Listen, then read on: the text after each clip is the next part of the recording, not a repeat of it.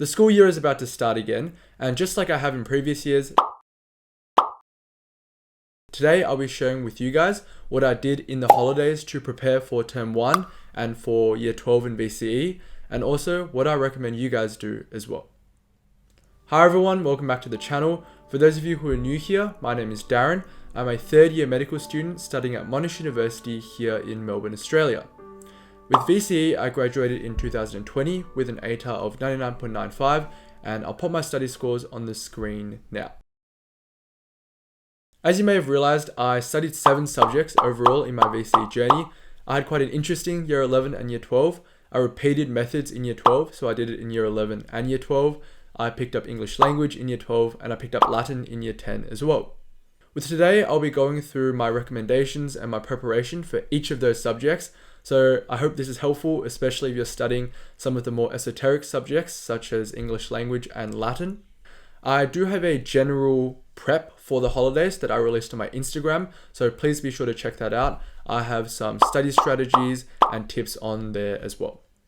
I wanted to make today's video very concrete for you guys, so I really looked at my preparation and what I thought would be helpful, and I summarized it into 2 tasks to complete for each of the 7 subjects that I studied. I will be combining methods and Spesh into one because their preparation is quite similar. So hopefully you will remember these 2 takeaways for each of the subjects and be able to apply them so that you can be a bit more ready and prepared for a year that you're probably quite nervous about. Enjoy. The first subject we'll be talking about is English, and I'll be giving you the 2 tasks first and then talking about them in a bit more detail. So the first task is to read your texts, particularly your creative and your text response text, and the second task is to prepare for your creative sack. So with the text, my year 12 text for the creative, it was Tony Jordan's 9 Days. My text response was The Women of Troy by Euripides. And my comparative was between Ransom by David Malouf and The Queen by Stephen Frears. So I highly recommend you read or watch your texts before the school year begins. You have a lot of time in the holidays, and it's a bit annoying starting off on the back foot when the school term starts. If you enjoy the text, then it's pretty simple. You can probably get it done in a couple of days if you really like it. But if you don't enjoy it, I highly recommend setting up a routine of reading 10 to 15 pages or however many it takes you to finish the text. Make sure to read it very thoroughly. You'll realize that, and I found that one thorough read pays off. So I didn't actually read my text or rewatch the entire film that many times between the start of the year and the end of the year. The film, I'm pretty sure I watched like once through just at the start of the year, and we did it in class as well, and like once at the end of the year. So very few times. But each time I did read and watch my text, I was very thorough about it. I read it properly. I wasn't really playing music or having my phone on the side as well. And that really pays off. You'll realize that you retain a lot more. So if you want to be a little more prepared, and I think reading your text is fine, but in terms of what you can do for each of the text, so creative, text response, and comparative. Creative I'll talk a bit more about in the second part, but with the text response, I recommend sort of highlighting some quotes that stand out to you. So if you read something and you feel like it's really impactful or it has some technique that you think is really unique, then just highlight it, make a note of it so that when you return to it later, you remembered that, this was an interesting point. You don't really need to go too deep, in my opinion, because your teacher will guide you a bit better in terms of where are the important quotes, where are the important moments. But I think if things stand out to you, make a note of them. As for the comparative, it's a pretty similar concept with your text response, but the main additional point I wanted to make is if one of your texts is a movie, what I highly recommend you doing when you watch that movie after the first watch, perhaps during the first watch, or maybe afterwards, you can sort of speed run it because you kind of know how the film goes. Make timestamps for the important moments. I highly recommend this because for my film, The Queen, you play it from start to end and there are no timestamps of important moments. It's really hard to find different moments. It just takes a bit of time. So I had a book, I wrote down the timestamps of 22.04 and whatever important moment happened then. And that made it much easier to navigate the film later on in the year. Task 2 is to prepare for your creative sack. I know some schools have you write your sack in the holidays as well, whereas some schools have the sack throughout somewhere in term 1. Regardless, it's really important to take these steps with your creative. So with your creative text, you can go a little more in depth than simply reading it if you want to be a bit more prepared for the actual sack. I didn't do this because my sack was a bit into term 1, so I didn't really make note of too many important things. So with SAC 1, how it usually works is that you will need to copy the author's style and just add a section of the book. So whether it's adding an alternative ending or writing for another character's perspective from a certain moment, you'll be doing that in the author's voice and in the character's voice. So to help you do this, when you read the creative, it can be very useful to think about what techniques the author is using. So what distinguishes their writing from another person's writing? Are there a lot more shorter sentences? Are there a lot more exclamatives? Do you see use of metaphor, use of simile? Do they start their chapters in a similar way? How do they name their chapters? And also, you can think about how different characters vary as well. So for 9 Days, my book was written from different characters' perspectives, and each of them had different unique ways of writing and expressing themselves. So some characters had a lot of onomatopoeia, whereas other characters who were a bit older were a bit more poetic with their language. So I recommend having a database of this, I guess, sort of noting down the characters, and then underneath each character writing down some unique points about them and some quotes and examples of that. And I think that will serve you very well when you will need to write the SAC, because then you'll be knowing that, okay, these are the certain techniques I want to be incorporating when I'm writing from this character's perspective. The other thing you can do is think about what your creative may be. This works a little better if you know what your task is, but usually for creatives, like I said, they want you to write a moment perhaps from another character's perspective, for example. And in this case, you might think about an important moment in the book and think about whose character's perspective it's written from. And then think about the other people who are involved and who might have a slightly different take, or whose view would make the situation a bit more interesting or add a sort of plot twist to the whole situation. So I think thinking about these things will give you a good idea of where to start for your creative as well. The second subject I'll be talking about is English language. The two main forms of preparation I recommend are 1, learning the meta language on the study design, and 2, preparing for that first SAC, which actually differs from school to school, which I thought was a bit weird. For Scotch, our first Englang SAC were the short answer SACs, whereas for some schools I know they had the essay SAC first. So let's talk about learning the meta language. This was the task that I actually did. I didn't study ahead for that first SAC. I didn't really think of doing that, I guess, but I think for students who really like to learn the information ahead and just feel really confident and secure, and also if you feel like you need to be acquainted with the information for longer for it to stick, then studying for that first SAC is a really useful step. But I highly, highly recommend learning your meta language. I emailed the Englang teacher telling him if there were anything I can do to prepare, and he just said, learn the meta language, and I did that. And you will be surprised at the end of the year how many people actually don't know all the terms on that study design. So the way to learn it, there are a couple of ways to do it. So you have those meta language on the study design. You want to know what each of them mean. So kind of like the dictionary definition. You want to know examples of each. They can help you remember them. So nominalizations, words like action, like celebration. And you want to be able to identify them in text. So if you want to be extremely well versed in that meta language, then if you can do all three things, define, come up with examples, and identify examples yourself, then you'll have a really good knowledge of that meta language bank. The other thing to note with meta language is for some of them, you need to be able to recall them. And I'll just talk about it now. You don't really need to do this in the holidays. I think you have plenty of time in term 1. But by recall, I mean things like coherence. There are things under coherence, so like inference, logical, ordering, formatting, but you will need to remember them. So the question will just ask you for coherence, and you will need to think of formatting, logical ordering, all that. So you'll need to be able to recall those. But I think memorizing those comes a bit later in the year. But I just wanted to flag that with you guys. The second point is to prepare for your first SAC, whether that is the short answer SAC or the essay SAC. And I'll be talking about each of these. With the short answer SAC, you don't get to choose what meta language you talk about because the examiner is the one asking the questions. And so here you want to have a really solid knowledge of the study design and also be able to recall meta language, as I said. So the question may ask you for examples of coherence or an example of cohesion, and you need to know the specific meta language beneath these umbrella terms. The other thing to do is a lot of practice. So I know you can't get your work corrected by the teacher during the holidays, but you can do a little bit to show your teacher once the term starts. Also, some study guides are quite good. So I think the Insight study guide has overly detailed answers, but they're quite good just for seeing the scope of what you can talk about. And also you can try some of the past exam papers as well for English language. There are a lot of Englang papers. I didn't end up doing all of them. So I'm sure if you want to, you can do some of them in the holidays, some of the earlier ones, because they have more short answer than the current ones do. And you can sort of see the correct answers and the way to answer questions. In terms of the essay sack, how I really prepared for it was think of examples and create paragraph banks. I arranged my paragraphs by meta language. So I had a paragraph on jargon, a paragraph on slang, and then 2 pieces of evidence for each of those. You do need your pieces of evidence or your quotes to be from this year. So from 2023, the year you're sitting the exam in.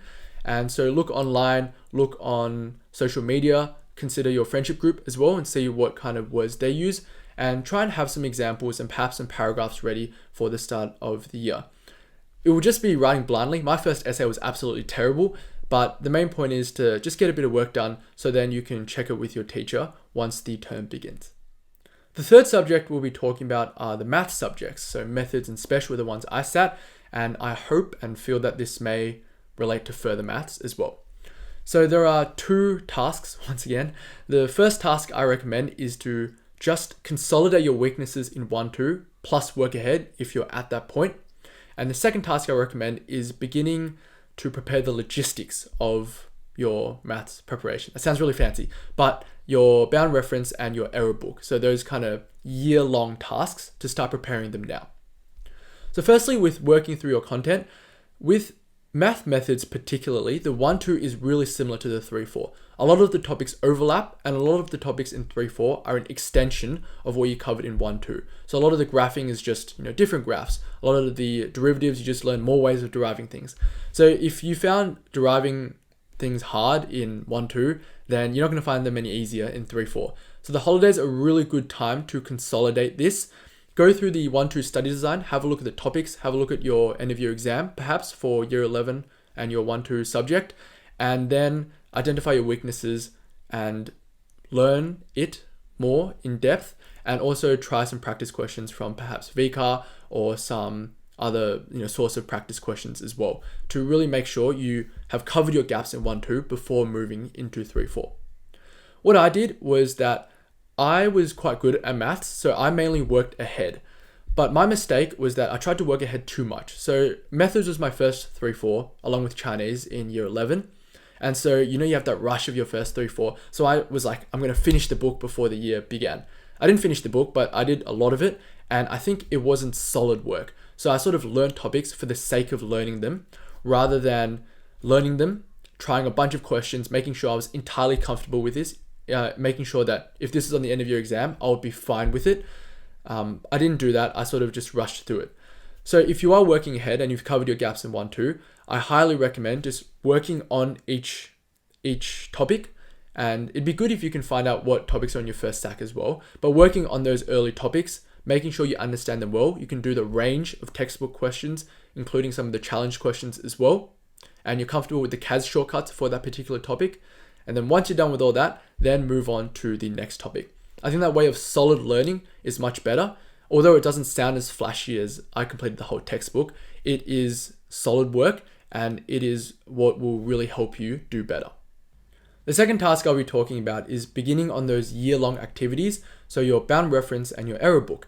These two are somewhat interchangeable. You can have 2 separate documents for them. You can end up putting your error book in your bound reference. It's up to you. But I didn't do this task that well, and this is a place where you can one-up me. So for me, what I did was, when you feel motivated, I sort of added a bunch of problems that I found difficult or hard into my error book for a couple of days, and then threw it aside and didn't really use it consistently. I didn't refer back to it either to learn from my mistakes. Same with the bound reference. I feel inspired to make a few notes on some hard concepts, have it in a few scrap pieces of paper, but then they'd all be in different places.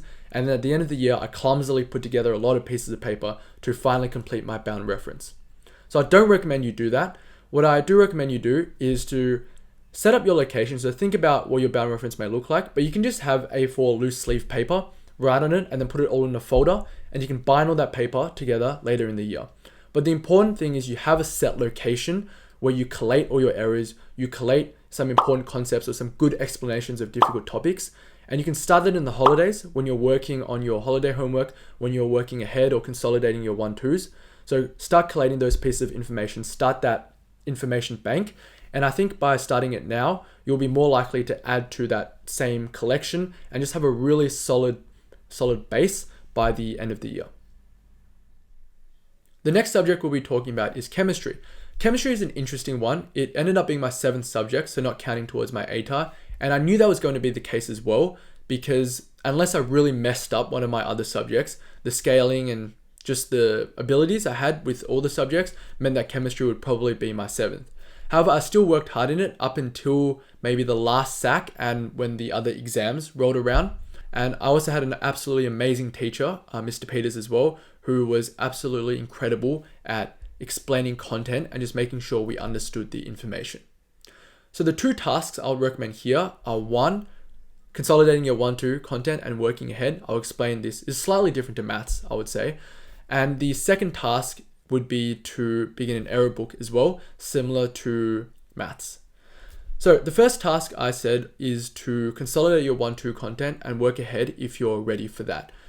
1-2 Chem is very similar to 3-4. It's kind of like methods in that regard. And the classic example is stoichiometry. So if you found stoichiometry hard, oxidation numbers, balancing things difficult, you're just going to get a whole lot more of that in 3-4. And it's going to be a little more complicated because it might be in a cell.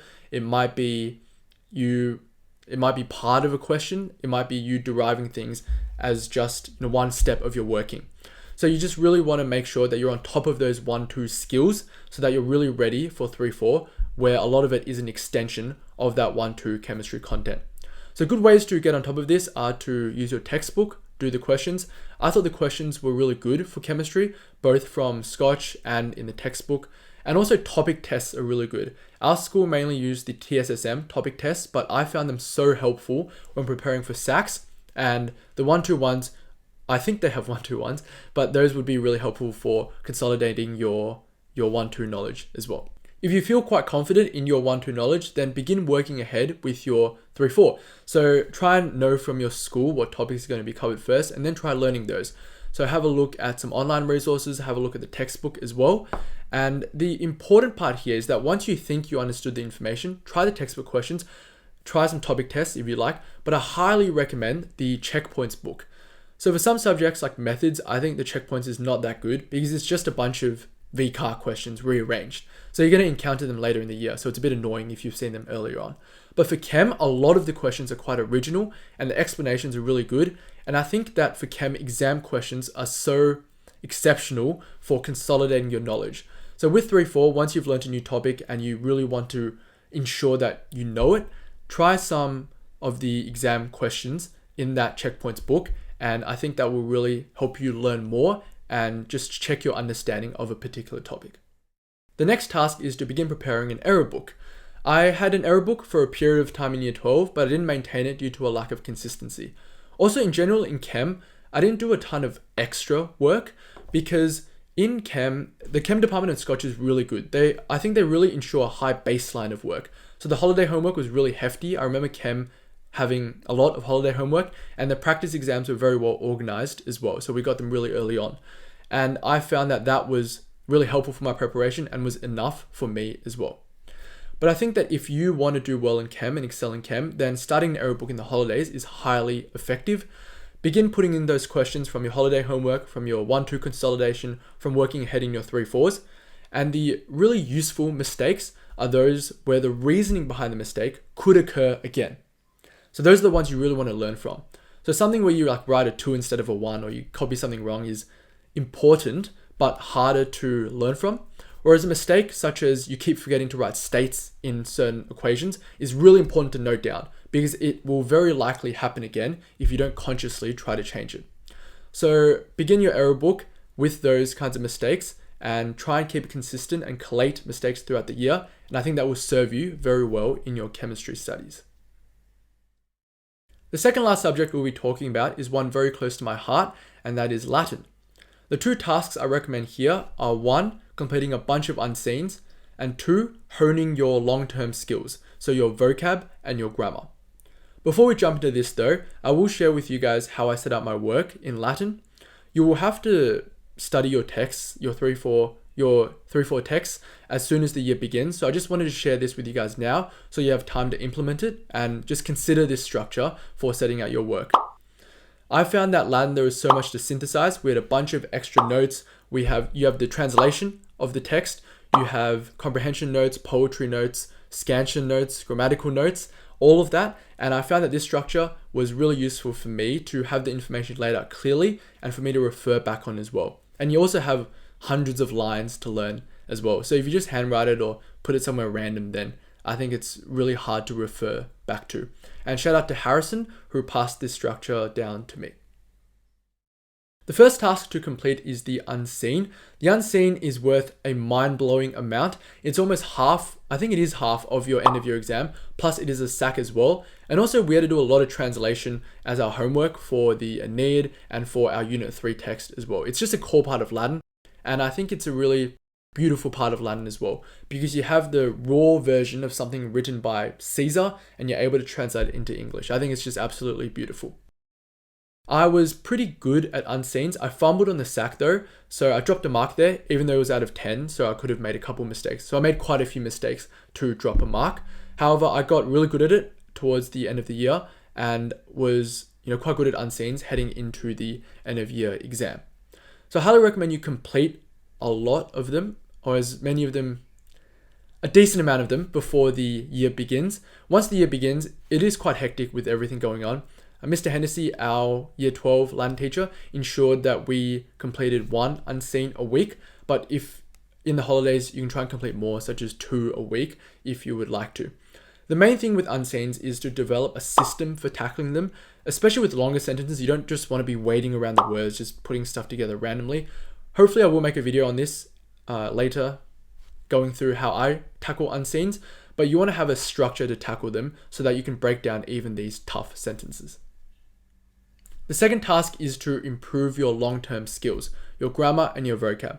Once the year starts, you really don't have much time to improve these skills. I really found that I literally had zero time to work on my grammar or my vocab much. And I was someone who did quite well in Latin in year 11 as well. So I didn't even have that many gaps, but I still didn't have that much time to work on those gaps.